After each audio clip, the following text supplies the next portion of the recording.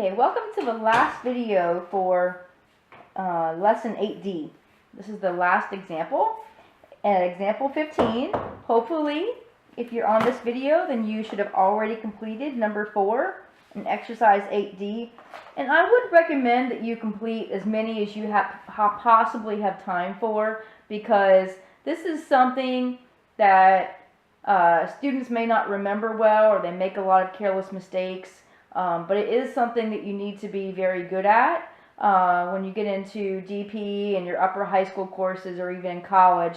This is something that's kind of a stumbling block for students, and I would like to see all of you to be really fluent with this, so that way you won't struggle in your upper level math classes. So anyway, so it would be worth the time to go ahead and do all of exercise 4.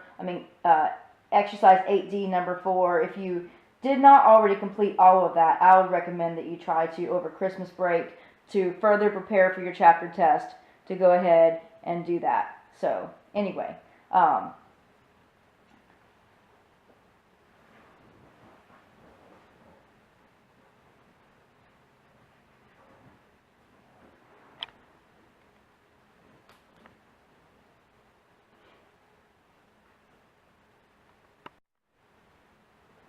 alright, so example 15 says, write as a single fraction.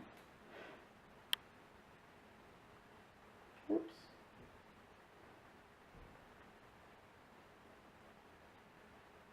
This is pretty much going to be the same as the previous example, just a tad bit more difficult. Page 153. If you're not already turned to that page, that's the page it's on. It says write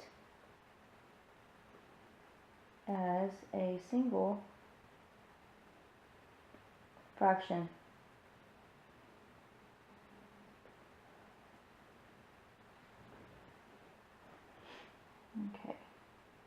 Okay.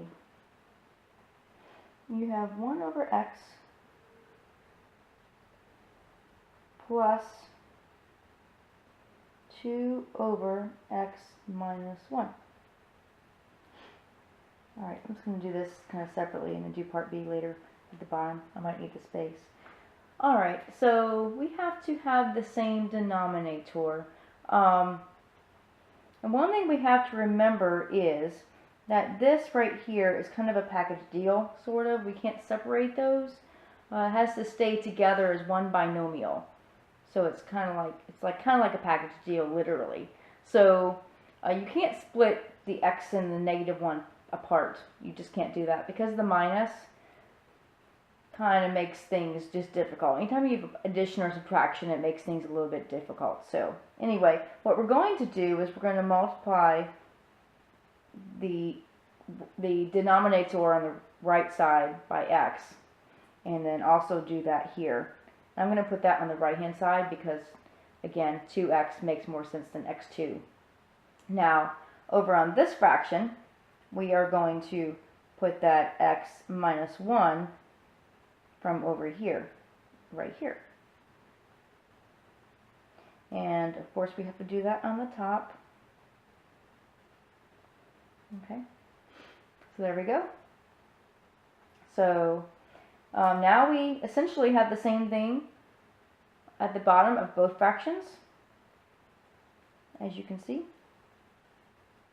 we have x times x minus 1 at the bottom of both fractions, which is what we needed.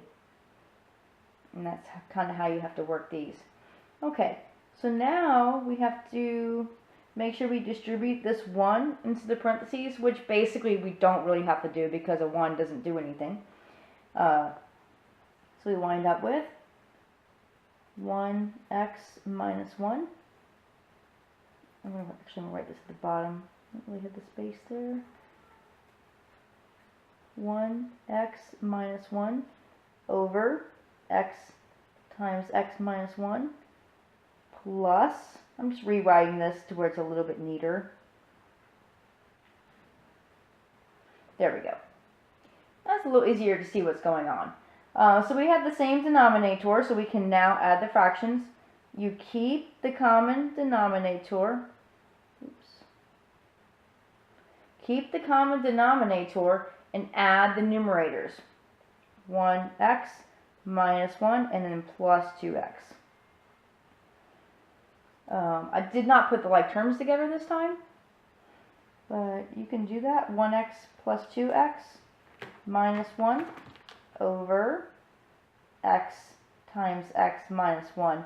And you might be tempted to distribute this x into the binomial, and you're welcome to do that. I will tell you that you don't usually have to do that. Most of the time, the answer key, the textbook will not do that. You don't have to. It's just more work, but you can.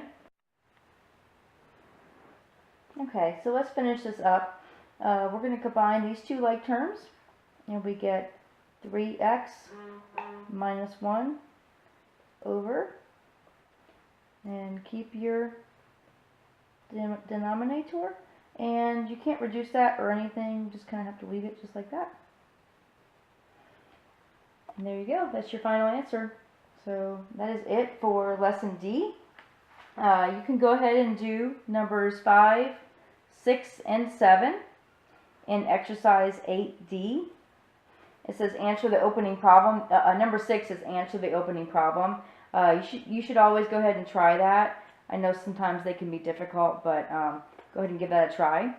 And do number 5 and number 7 in exercise 8D. And once you're finished with that, then you can go ahead and work on exercise 8E. Well, watch the videos for exercise 8E. 8E is pretty simple. So, but anyway, I will teach that in the next video, and I will see you there.